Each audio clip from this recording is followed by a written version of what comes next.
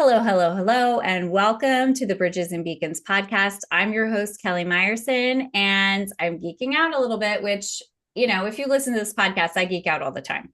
But I am an original book nerd from childhood. So, my guest today, Karen Ann Bulluck, is here. She is a phenomenal author. I'm going to read her bio to you because, ladies, pull up a chair, lean in. Let's hear all about Karen.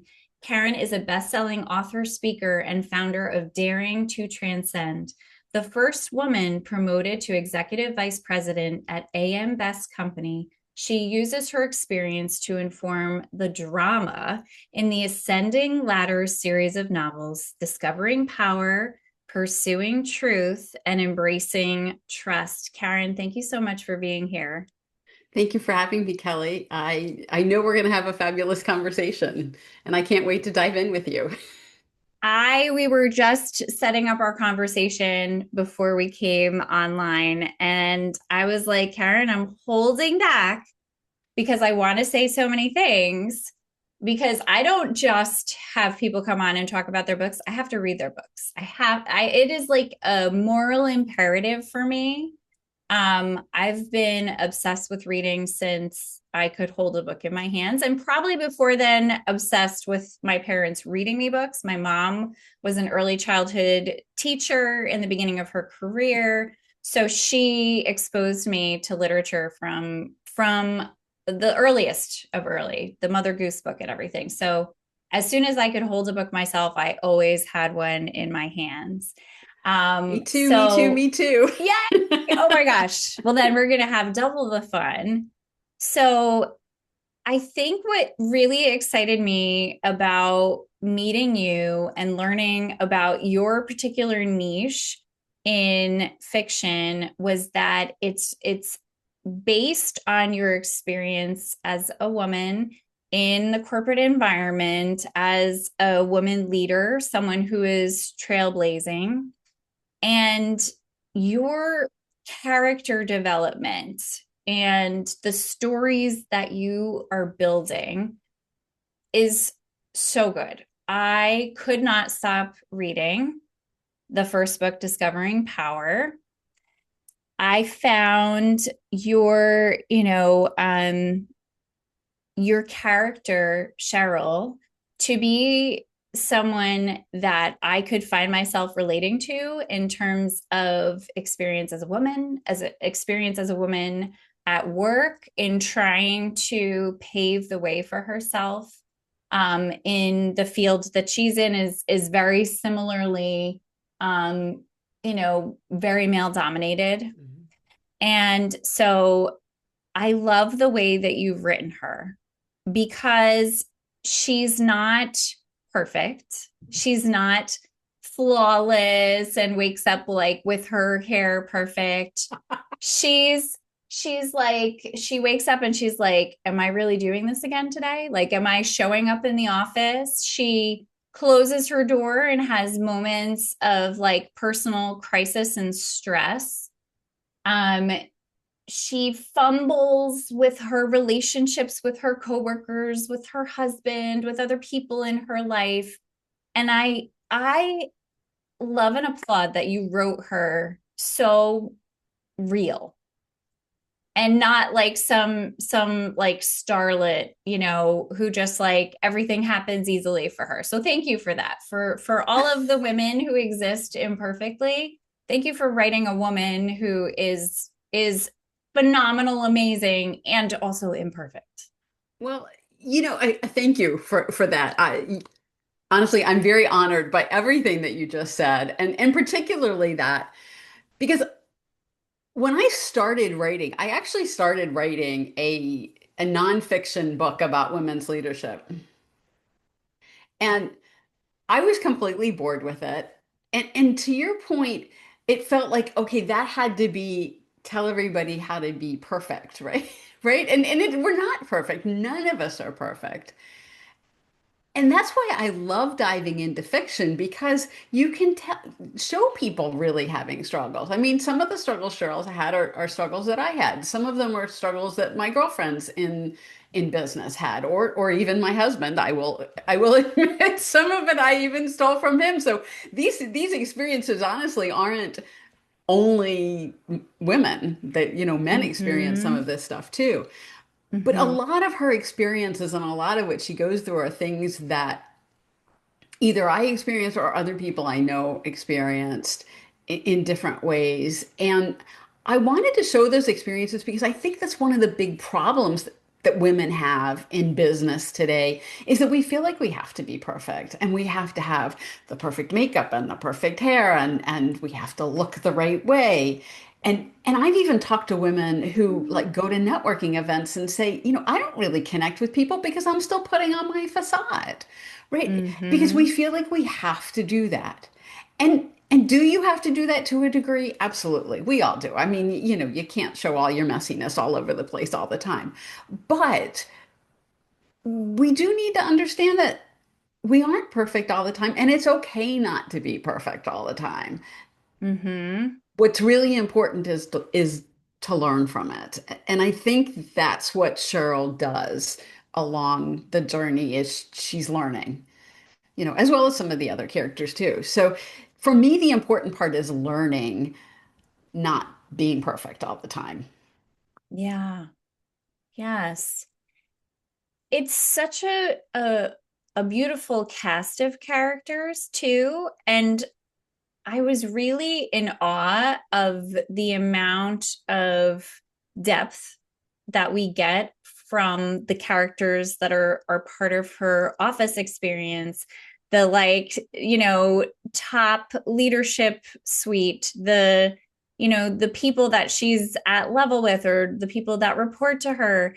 And the development of those characters is so good. And I just always find that piece of fiction writing so incredible, that creation of the world and the characters, and so that you really feel who they are from the level of description that happens. And I'm in awe because when it comes to that kind of stuff, I feel like I just do not have the stamina I'm like, give me nonfiction writing any day because it's like very fact based, like you just tell it as it is. But this, like, it's such an amazing set of people that you've included and allowed us to experience some of their journeys, through some work crisis, through um observing Cheryl's take on how to move forward when there are some big changes happening in an organization. And I'm being a little bit aloof with the descriptions because I don't want to give away the plot to somebody who is looking forward to reading these books. But she has this very strong moral compass. And as someone who exists with a pretty strong moral compass, like I was like, yeah, girl, yes. Like I really appreciated how she sticks her neck out quite a few times, and in some moments to the detriment of her, mental health, because it's kind of like a make it or break it moment, which Hmm. have you experienced that kind of need to question yourself and say, like, where do I go with the flow and blend into the culture that exists, and where do I say, like, I need to make a left turn here and it can't continue this way? Like, has that been something for you, without going into detail, but really Yeah, that? it Yeah. has in different ways for me. And again, one of the beautiful things about writing fiction is, it's not just my experiences, it's also been like my best friends. And I know, like, for instance, I had a really close friend who was in IT in another um, industry than I was. And, she went through some of this stuff. So it, I think one of the biggest issues that we all face along the way, regardless of whether it's work or personal, but I think it comes out more at work, is where you've got the conflict between your inner values and the values that are being lived in the organization. And they're not always going to sync up, right? Mm-hmm. They're not. Mm-hmm. But so part of it is navigating, okay, where is, I'm not going to follow my sword for this particular thing. And I think that, Cheryl goes through some of that. This isn't important enough to follow my sword for. I can just go with the flow. But this other thing is, I can't live with myself if I go forward with this. I can't say I personally had a ton of those, but I certainly did have them along the way. I don't think anybody can work in the corporate environment and not have them. Um, Other friends of mine I know had bigger issues with it. It's hard and it creates a lot of angst. And I think that's one of the things that Cheryl gets to show is the angst that she goes through when she's facing some of these situations. And I think it's angst that we all go through. And one of the reasons I wanted to show that is to let people know that they're not alone, right? Mm-hmm. We all go through this, but we don't all talk about it. It doesn't get Mm-hmm. talked about a lot. And so, again, fiction is a great way to show what the characters are really going through in the privacy of their own minds Mm-hmm. and how they wrestle with that in a way that I hope is not only informative, but also inspirational for other women to say, okay, it's okay for me to wrestle with this stuff. And Mm-hmm. it's okay for me to, maybe sometimes decide, okay, I'm just going to let this go for now. And maybe sometimes you have to say, all right, I have to put my foot down here. Yeah. But what I love about again, what we could do with Cheryl and again, what you can do with fiction is some of the things that she does to resolve some of that inner conflict are very creative, right? They're not necessarily things that I did or would have even thought to do when I was in corporate. But when I can step back and look at it, but it's like, okay, what if she tries this or what if she tries that? And am I saying to someone, this is what you have to do in this situation? No, I'm not. But I'm saying, here's a way to think outside the box. You can think outside the box in your own way, but here's, how this character decided to do it. I don't think they're unrealistic things that she does, but I think creative, which is, Mm-hmm. I wish I had been that creative about some of that stuff when I was actually in corporate. Oh, I'm sure. I'm sure. I mean, she definitely is going a different route with many of the ways that she manages some change that's occurring in Mhm. her organization, some of which she has knowledge of and some she doesn't. There's like a bit of a backstory that she's just kind of discovering through the course of the book. And I think it was very, very relatable. um you know i I loved the way that she stood up for people, and fought for people, and I felt like that was a very strong leadership quality that she had. If we were going to dissect her leadership skills, one of them is definitely that she has a very strong compassion and empathy for her people.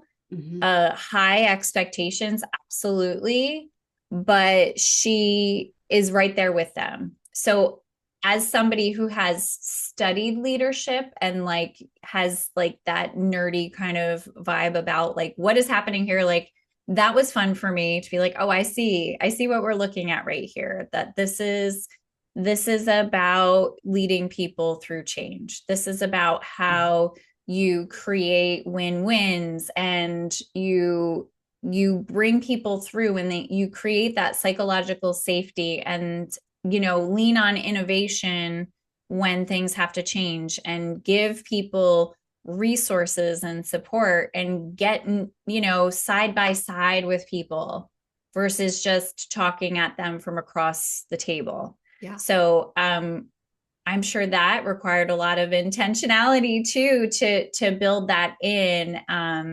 It's It's such a cool piece of work. It really But is. but honestly, that was really the motivation behind where I started with that.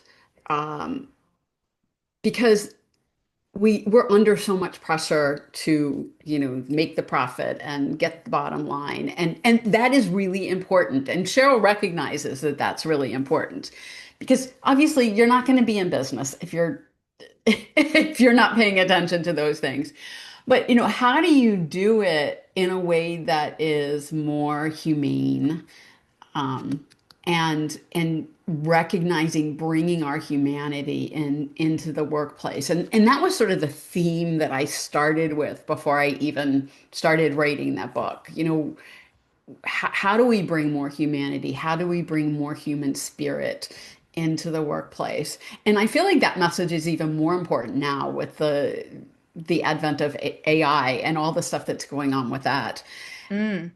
So, and not to give too much away, but Embracing Trust, which is the book that just came out, which you haven't, I know you haven't had a chance to No. read yet, but that does, that we do touch on AI and Oh, what's going cool. on with that in that book. So, but that message of humanity in the workplace, I think, is one of the overarching themes of the Ascending Ladders series. And the reason it's called Ascending Ladders is because it's talking about, climbing the ladder in the workplace. But the ascending piece of it is also sort of the transcending piece of it. The how do you climb the ladder, but also ascend as a human being. Hmm. And so that's sort of the thinking behind where I even started with this whole book series. Yeah. And I was thinking too, as you were saying that, you also show us how she's evolving and figuring out, uh, okay, I'm moving up and moving forward in my career. How am I still taking care of myself? You show us her deliberations, like, all right, I could like sit down and have a couple of glasses of wine, or I could go to bed early. And like I feel like that is such a relatable thing. Like, all right, I know I'm gonna pay if I make the wrong choice. I know how I want to show up tomorrow. And so maybe it's a cup of tea and I'm going to bed, Yeah. and I'm getting some extra sleep. And so I loved that that part of her journey was there. I loved that we got to see her trying to, like you said, like blend like humanity with her work, and what does that actually look like. And she has this really cool best friend who we don't get to see in person because they live in different places, so most of their interactions are happening on the phone or texting, right? So but I envision her to be this like woman who wears like draped clothing and has like big jewelry and like her hair twisted upon her. Like I just had this beautiful vision of her as this like very ethereal but grounded lady who's like no nonsense, but she's like really new age as well. And I enjoyed her. Yeah, that's I love that description of her. That You pretty much nails it. I don't think we ever like hear very much about her. We get a little bit of her like background and how the two of them have really bonded. But we don't get to really see her in her day-to-day life and get to Mm-mm. know her. But that's kind of how I felt, at least from how Cheryl responds to the things that she's offered her. She sends her articles or like practices or things she can do.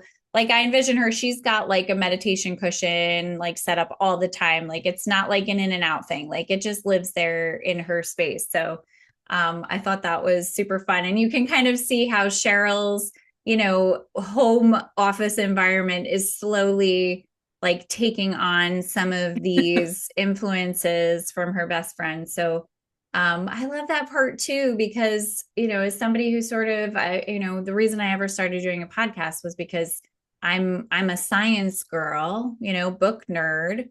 who's also very interested in learning about spirituality and like serving humanity and all these things. So I love that intersection, and that like it's not either or, it can be both and. Um Yeah, and again, that was really important to me, especially towards the end of my career. I mean, there were certainly things that, you know, there's certainly a lot of me in Cheryl.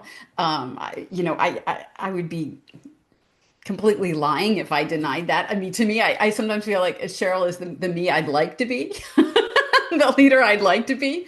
But, towards the end of my career, I found some of those practices that Cheryl used um, to be helpful. Like I used to close my door and do a meditation for, or a visualization for, 5 minutes before I went to a big meeting. Um, or, I used to do so some of the things in that whole context are things that I started incorporating in my leadership towards the end of my corporate career and found to be really, really helpful. And we like to say spirituality doesn't belong in the workplace. And it has to because we're not human without it. Does mhm. that mean we need to be, overtly religious and converting people? No, absolutely not. There are ways to do it.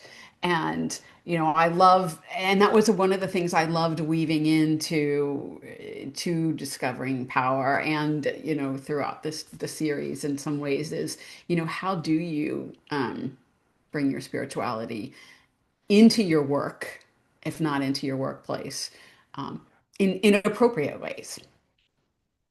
Yeah. Yeah, and I mean, listen, she definitely does that, and there are moments where it serves her, and there are moments where she's like, "Ooh, oh no, this is like really I'm pushing it a little bit far here. Like Yeah. how is this going to come back to haunt me?" And I love that she was like, "Well, I'm doing it."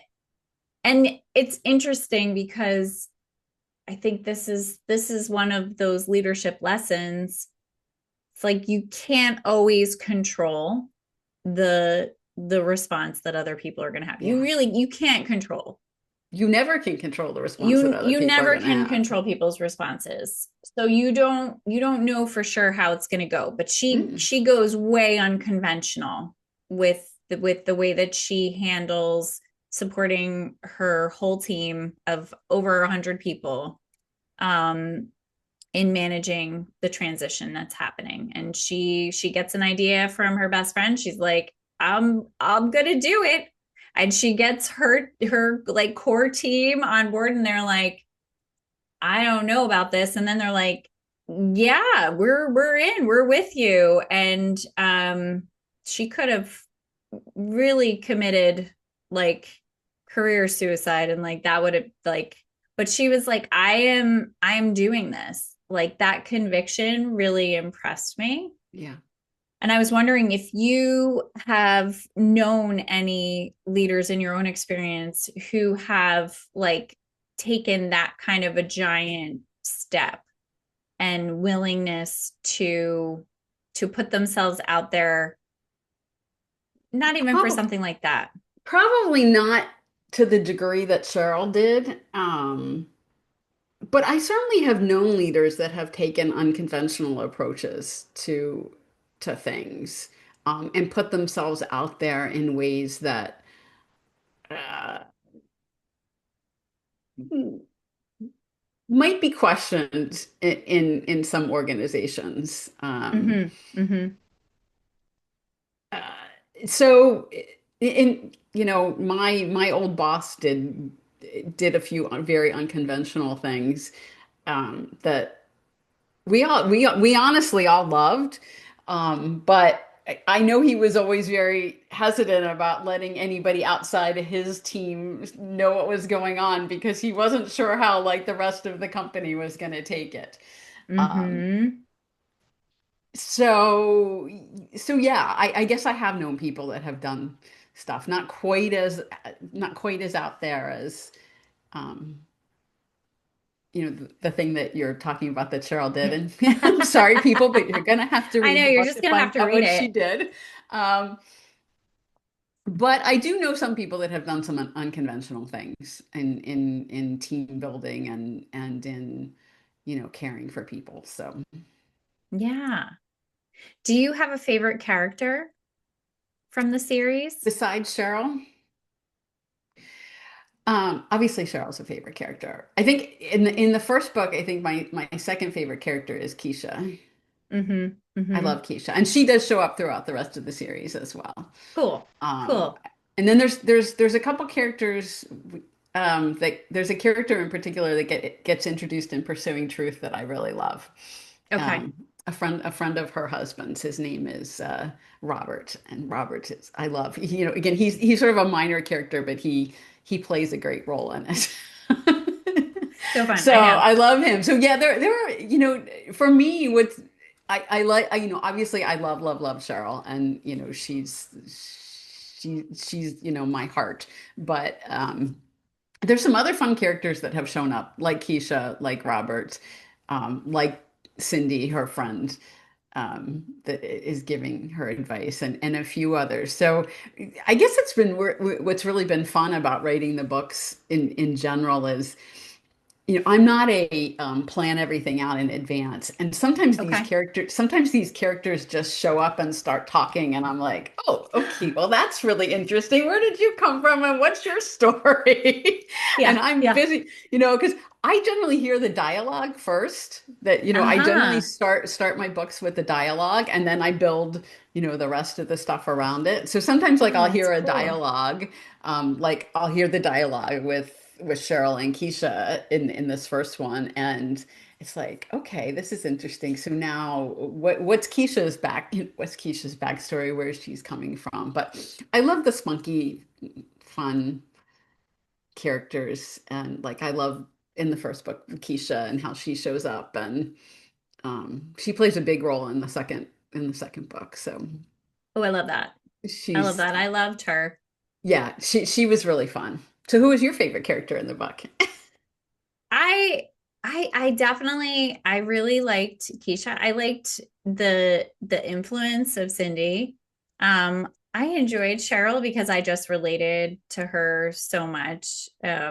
She's 50, I'm turning 50 this year. So I'm like, oh yeah, I totally get what she's talking about. Like I joke sometimes with my friends at work. I'm like, okay, so there's like three sins you can do as like a midlife woman in the evening. You go to bed too late, you eat food that you wouldn't normally eat, or you have a drink or two. You can do one of the three of those. Sometimes you can do two, but you cannot ever do three and not pay for at least a week. So I'm like, it's like I this love little that. triangle, and you're like, and like most of the time you have to be like, and no, and no, and no. So I appreciated when she was like, no, no, it is not that. It is go to bed early and get myself. It's let's get a workout in.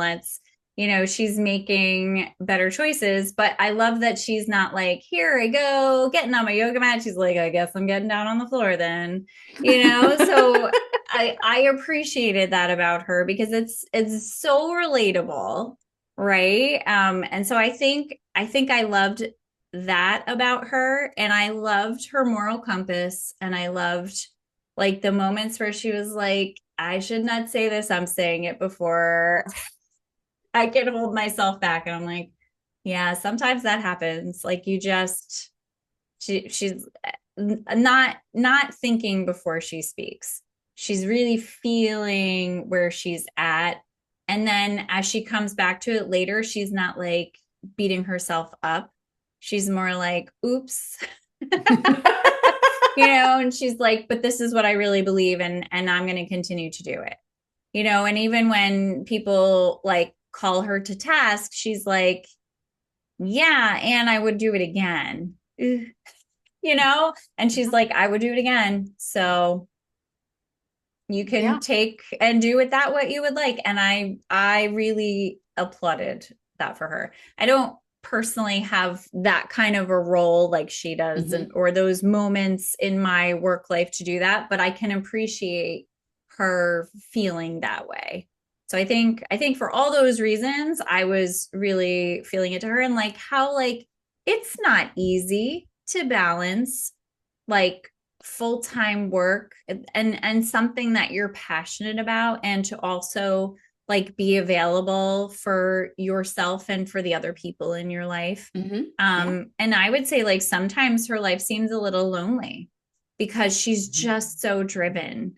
And she's 50, and presumably she's been spending the last, almost 30 years pursuing these Yeah. career opportunities. Um, and for whatever reason, she doesn't have kids, whether that, Mhm. we don't really know in the first book whether that was choice or not. Don't tell me. But I won't, because that is the topic in the second okay, book. So cool.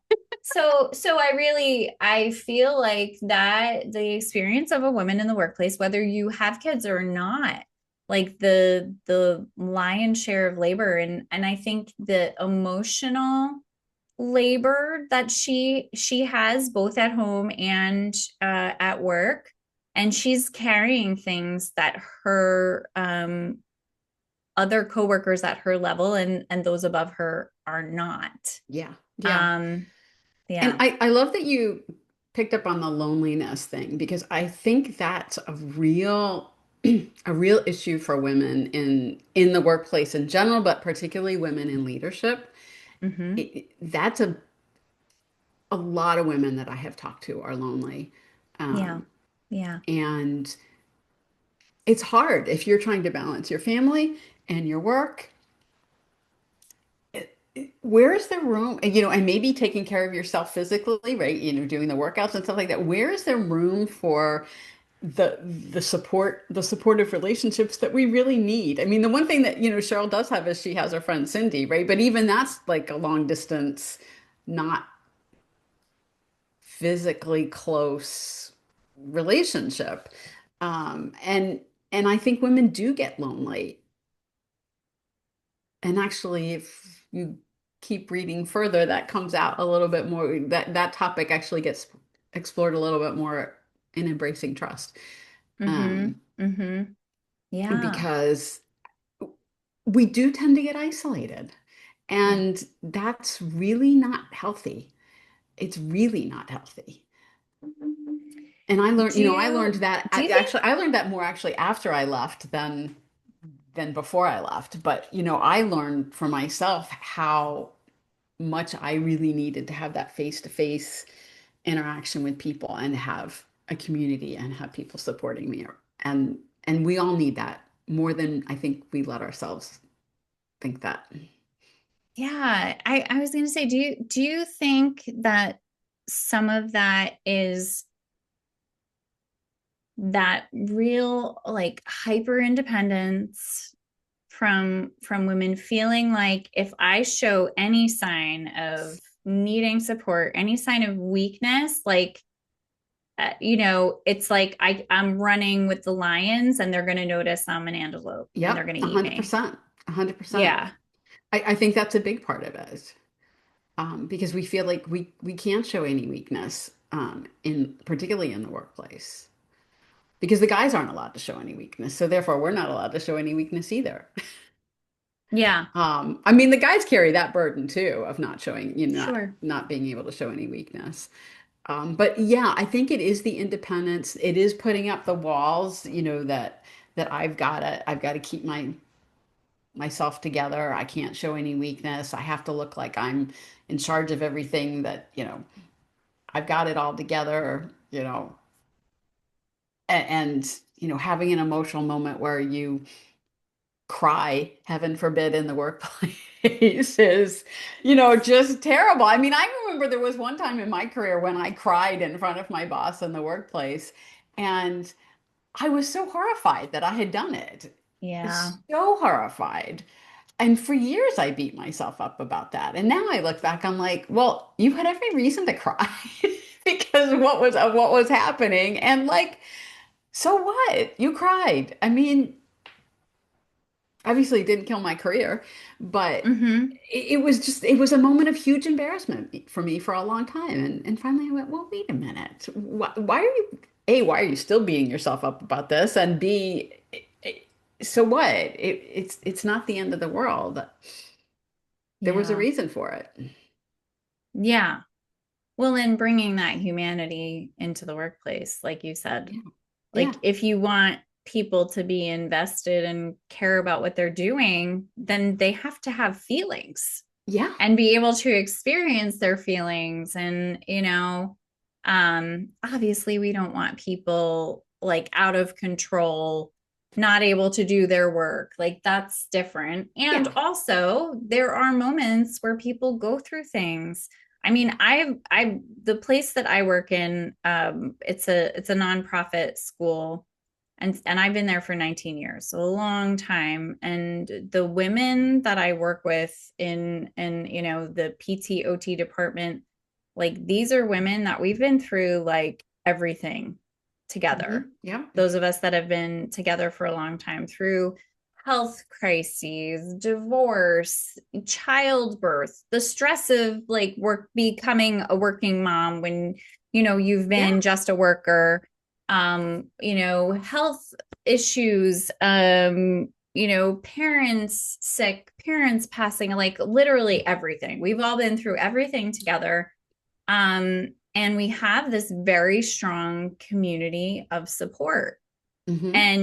and this way of like you can come to work and you can fall apart Yeah. back in like our area, and like when you do, somebody's going to be like, get her some tissues, get a cup of coffee, cover Yeah. her Yeah. first two kids, like I'm going to see your kids for therapy for their first two sessions, like here, you come sit back here, get comfy, like somebody's going to be your emotional support person, and the work goes on. Which is And we great. like This was just build fantastic. yeah, we build each other up, and then we get back to the work. And I would say the school that I work in, because it's a private school, it's nonprofit, like the funding is different. We are students that come to us, we receive tuition from their sending public school districts. So there's a lot riding on the integrity of our work Hmm. and the consistency, and doing the best for these kids. So like we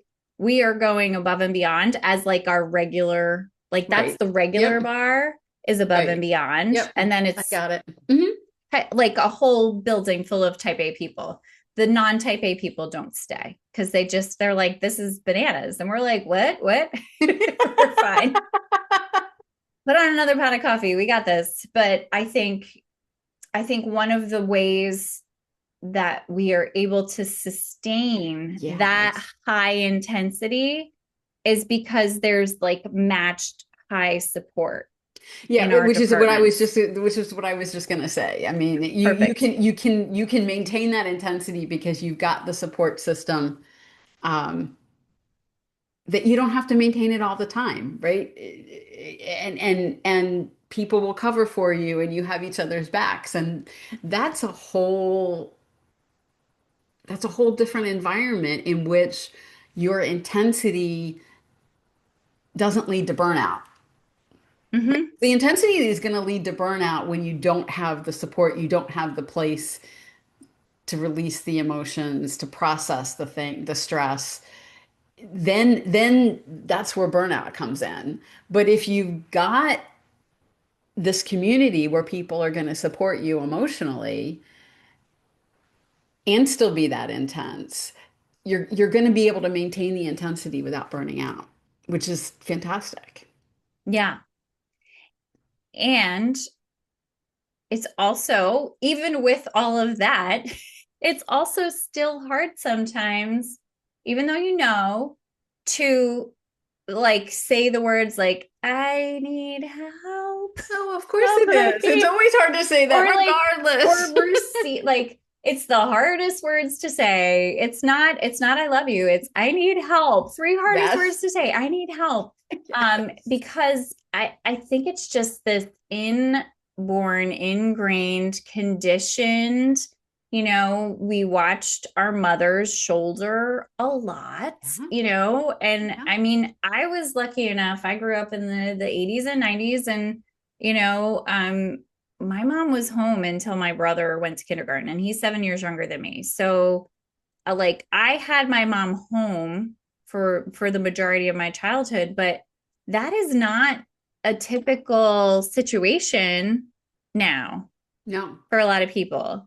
And balancing, working mom life, having a career. And then for me, like I'm not a one and done kind of girl. Like I'm multimodal. I'm writing books, I'm coaching people on sleep, I'm running a podcast, I'm reading people's books. Like there are so many layers to the things that I want to do, but at a certain point you have to be like, all right, where is the too much level? Yeah. And it isn't even the amount of things, it's not being willing to like look at your plate and go, all right, this can absolutely be delegated or deleted.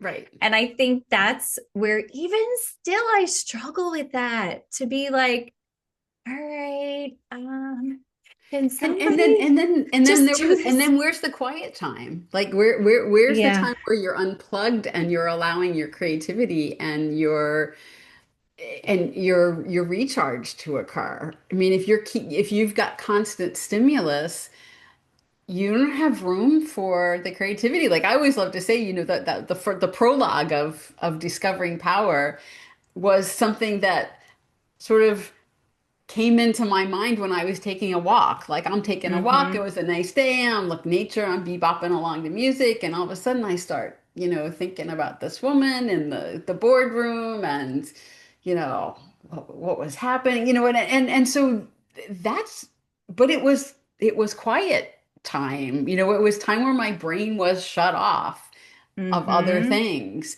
And that's when, you tend to be the most creative, but yet we don't recognize that or allow for that. Even in the workplace, we don't allow for that uh, creative time, the time where you're unplugged and you're not inputting or working on a problem, but you're stepping away. I mean, how many good ideas do you get when you're in the shower? Well, funny you should say that, as I have in my pocket that I've been carrying all day. My little, I, are you familiar with Aqua Notes, Karen? Oh my God, you don't. I have Aqua Notes in my shower. Well, this is the story I'll tell you. So, back in like 2019, I sort of reconnected some of my creativity. I was exploring a lot of things, meeting really cool people. That's when I met the woman who's the publisher of the books that I've been in, Laura DeFranco.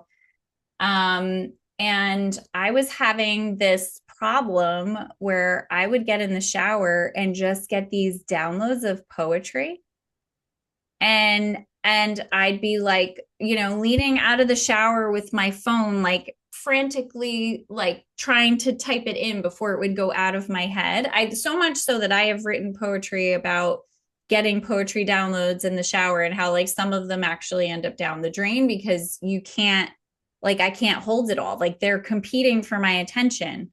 Right. So I got these things called Aqua Notes. I don't even know how I found out about them. I don't remember, but I they go in your shower and you have a pencil and you can write on them while they're wet.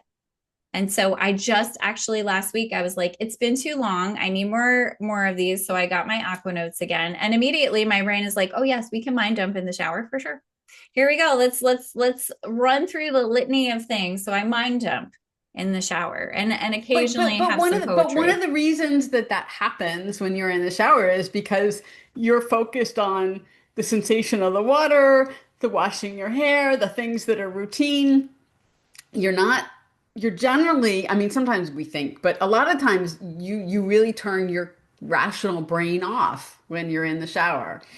I think it's a common place where people do it, and many people you talk to will say, "Hey, I get great ideas while I'm in the shower." Well, that's because you've turned your the rational brain off and you're allowing the creativity to flow. But think about if you actually did that more than just when you were in the shower. Yes, I have. Yes. It's so true. I think there's part of me that has this inner drive. If you follow human design, I'm a manifesting generator. So like I have this inner drive to work. I love to work. And if I'm lit up by what I'm doing, like there's just no stopping me. But it was so funny. Somebody asked me like sometime in the fall, like just in conversation, like, what do you like to do for fun? And I was like, Oh, fun. fun. What's that? I was like, what do I like to do for fun? I was like, I mean, I like to go hiking. I like to walk in nature, but I'm like, that's kind of like, I mean, it is fun, but it's exercise. I was like, well, shoot, I'm really drawing a blank on like there was not something on the tip of my tongue like, oh, let me tell you what I love to do. I was like, well, I could talk about like I love podcasting, but like it is enjoyable work. I Yeah. like a lot of enjoyable work, but like for fun. I like baking. I like reading. Well, Um, reading counts as fun, reading is fun. I particularly if you're love, reading fiction. yes. Yeah. And I do love fiction. I love fiction. But yeah, so I was like, she stumped me a little and I was like, that's a sign, Kel. So what I actually did this winter is I really honored that like inner drive to hibernate and Mm, winter and not to like jump into January with a whole bunch of projects and things. And I have really good ideas and I'm actually like almost like a spring. I'm like pulling back. I'm like holding it and waiting because usually my thing is like go, do. And I'm holding and waiting as a practice for myself, not in the like over saying no, over saying yes to other people, but like over saying yes to me yeah. and being like, right now, no, it's a no. You're waiting, you're sitting, you're resting, you're sleeping, you're having more of Good that for you. downtime. Good for you. Yeah. So that is my exercise in like you can actually wait and not do things. And people are like, you have something coming up, like, or you've been talking about this thing. Like, have you no, I haven't. Haven't released the website. I haven't released my offer. Like, I know what I want to do. I've got it all laid out for myself, but I have not done it yet. And not in a procrastination sense, in an Yeah. intentional wait. You're waiting, you're holding, you're building more space between things, you're pausing, and breathing. And it's a very interesting experience when the rest of the world feels like it's flying by. Yeah. Yeah. Yeah. Yeah. We get that, the FOMO, the fear of missing out, right? If I'm not jumping on everything. But sometimes the waiting, sometimes the beauty is in the waiting. And sometimes by waiting and pausing before you jump into it, you actually have a chance to refine it before you jump into it. And you have a chance to see things more clearly and say, well, I was jumping this way and maybe I just need to pivot 10 degrees and it would be, that much better. And it does give you reflection and and space to enjoy the anticipation, right? Yes, that's exactly what I was thinking. I was thinking about um my friend Lori Smith, and we did a Untamed Leader retreat back in January. And it was like a very like anti like new year, new you hustle kind of vibe. And we recorded a podcast the night before it started. It just happened to be like we Hmm. had planned the podcast and we talked about it feeling like that feeling of Christmas Eve for people who celebrate Christmas. Like, Yeah. you don't know everything that's going to be there. There's like magic in the air. Something's going to happen. Yeah. And like the anticipation and excitement is almost like more exciting than the actual Yeah, what happens, what you exactly. get, what you unwrap underneath the Exactly. tree. Exactly. And so that's what that's making me think of, because it's like building that anticipation up. And I'm finding like it's I haven't really talked a lot about what I'm going to be doing, but the people who have heard little tidbits are like, wait, tell me more. I want more. And it's so interesting because I'm not really like, let me tell you what I'm going to do.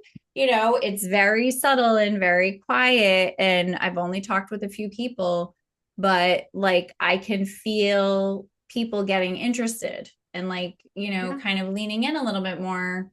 Well, what is she building to? What's happening here? What's going on? You're telling us a little bit here and there, but what's really happening? And yeah, it's kind of fun to play that way. I love it. I love that. Good for you. So, is this series going to stop at 3 books, or can we anticipate more? Is what I really need to know as a fan of the series. Well, that's a really good question because it was supposed to stop. Okay. It was supposed to stop at three. Uh-huh. But I'm getting the feeling recently that we're not done Cheryl's not done. Okay. I love to hear And some that. of the other characters aren't done. Yeah. So Well, uh, so they're still talking to you, is what you're they're still saying. There's talking to me. dialogue happening. There's dialogue happening. There's ideas happening. So I haven't not officially started working on a book four, but I think there's a good possibility that there's going to be a book four. Well, I love that. I'm very much looking forward to reading the next two in the series, especially this one that has just arrived. So, can you tell us a little bit about book three? Can you give us a sense of, um, I don't know, what we can expect, some themes without giving any major plots away? Sure. Sure. So the third book is called Embracing Trust. And it really is all about trust. I explore in it themes of, someone who has blown up her own life by breaking people's trust. And what the hell is she going to do now? Well, like when she's made a complete mess of herself, of her life, what do I do now? Because I've broken everybody's trust. So that's one of the three main characters in it. Cheryl, of course, and you know this from the first book, has and that gets expanded, but the trust in a marital relationship it is constantly under pressure in different ways. And I know there's some conflict in discovering power between Cheryl and her husband, a lot because of what she's doing at work that he may or may not agree with. So part of the embracing trust for Cheryl is with her husband, and trying to sort out that through a bunch of different things without giving away all of the themes in book two also. And then she also has workplace trust, and there's always moving pieces, changing in her work environment. She's up near the top of the ladder, and who does she trust at work? Especially since some of the people at work in pursuing truth, the reason she has to pursue so much truth in the second book is because there's people at work that are doing things that they really shouldn't be doing.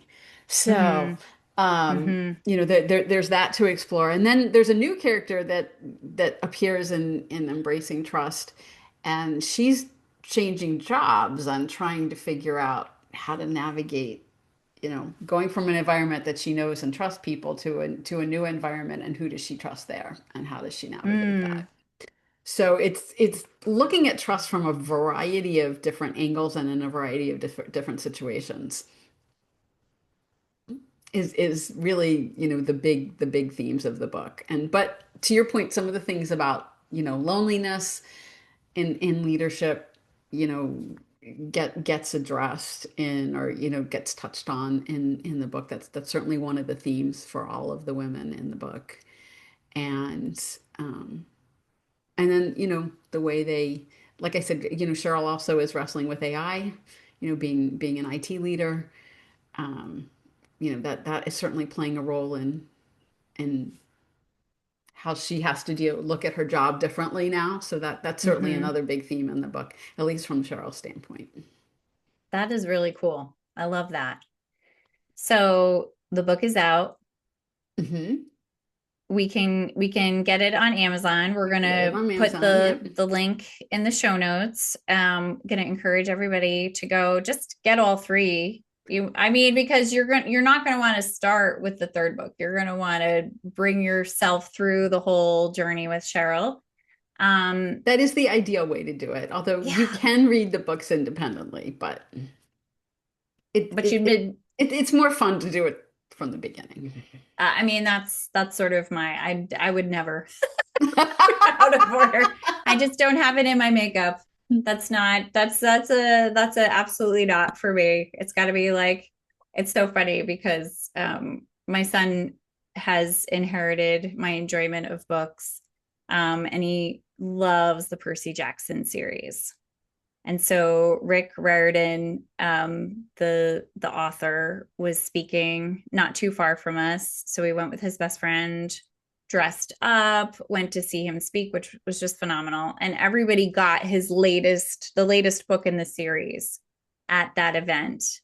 And it's still sitting on my shelf because I'm at a quandary. Like, I want to read the book, but I haven't read the preceding books, which is a lot.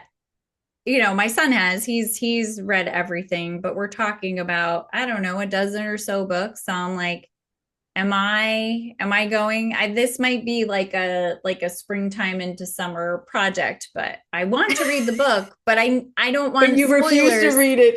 I can't. I cannot do it. So I'm like, all right, we have the first chunk of books. So I think that's where I'm gonna have to start and plod my way through it. But yeah. So even for books like I'm not super invested in Percy Jackson yet. I mean, we've watched the series on Disney, which was phenomenal. And my son says it's pretty good to the book, but anyway, I feel like that's just I want to go one by one. Well, to your point, you get spoilers, so that if you read it out of order, then if you go back and read the other ones, then you already know some of what's going to happen. That's always a downside. Well, and I love to find those subtle like hints and clues in what's happening to be like, "Oh, I knew it." That like that's a very enjoyable thing for me in reading books, like figured it out. So when I get shocked in a book, I'm like really shocked. Like it's very hard to like have like twists and turns. Usually it's only in like those like mystery kind of Yeah. books where like that's like their genre that they write in that you're like, oh, I can't Yeah, but believe even it they're supposed to give you enough clues that you could figure it out. that you could. Yeah. But I mean, there's some like I remember like Colleen Hoover's Verity, which is just I don't know if you've ever read that book. It's pretty Mm-mm. intense.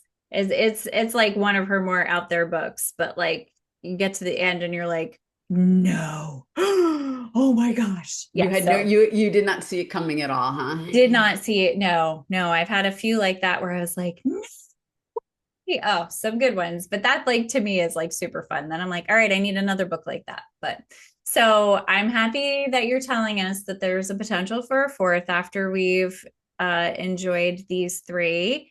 And what else do you have going on? How else can people connect with you, follow you?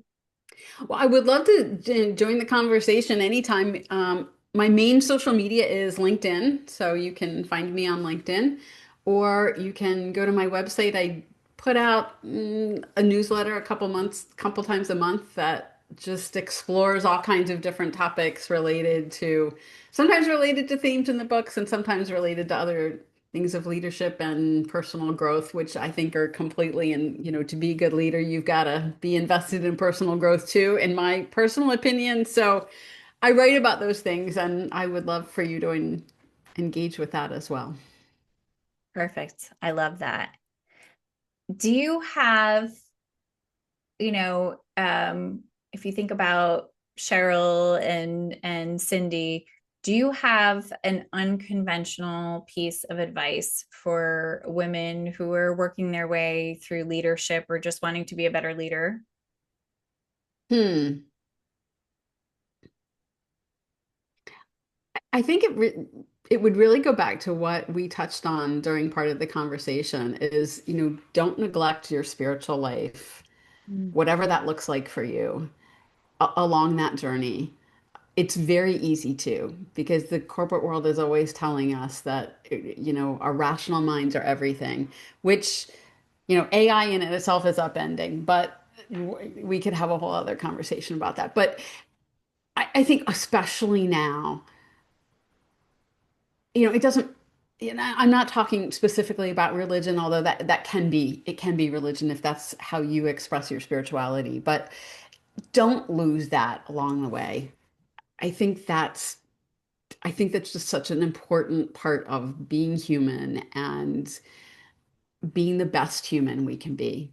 And that's where my brand Daring to Transcend comes from. It's really staying connected with your higher self, however you do that. That's I it. love that. That is great advice. I love that. Well, I thank you so much, Karen, for being here. Congratulations on the third book in the series, Embracing Trust. I can't wait to get my hands on my copies. Now I feel like I need to just go buy all the books so I can hold them in my hands. And Carol, I'm like, I gotta bring like this is like we always share books at work. So I'm like, I'm bringing in like a new series to share with people and like just get excited about it. And I'm also excited about the tackling of the topic of AI. So I'm also really excited. So maybe we'll have you come back at a later date when everybody listening has already read the books, and we can have a conversation about AI and leadership in the workplace and how that is sort of shaping the future. That would be really fun. I would love to do that sometime. Thank you so much for having me, Kelly. I love this conversation. I feel like you and I could sit here and talk all night, but everybody Yes, else would get bored. But that's okay. But It's but okay. thank you so much for The having me. It was really fun, and it would be fun to uh, have another conversation about AI after you've read the book and see how yes. Cheryl approaches it. I'm so excited. Okay. All right. Well, thank you so much. Thank you, everybody, for being here till the end of the podcast. Be sure to go down to the show notes and get yourself a copy of Embracing Trust. And of course, if you're like Karen and I and you need to go linearly through the series, you're going to want to get all three while you're over there on Amazon. And may I remind you that when someone writes a book, when you purchase said book, please go back and rate their book, write a little 5-star review, tell people what you loved about the book. That is like precious gold for writers. So please, please, please don't forget to do that part. Thank you. So, That's true. It yeah, is it's so gold. true. Yes, it is gold. So, thank you so much, everyone. Thanks for listening all the way to the end. And we'll see you next time on the podcast. Bye for now.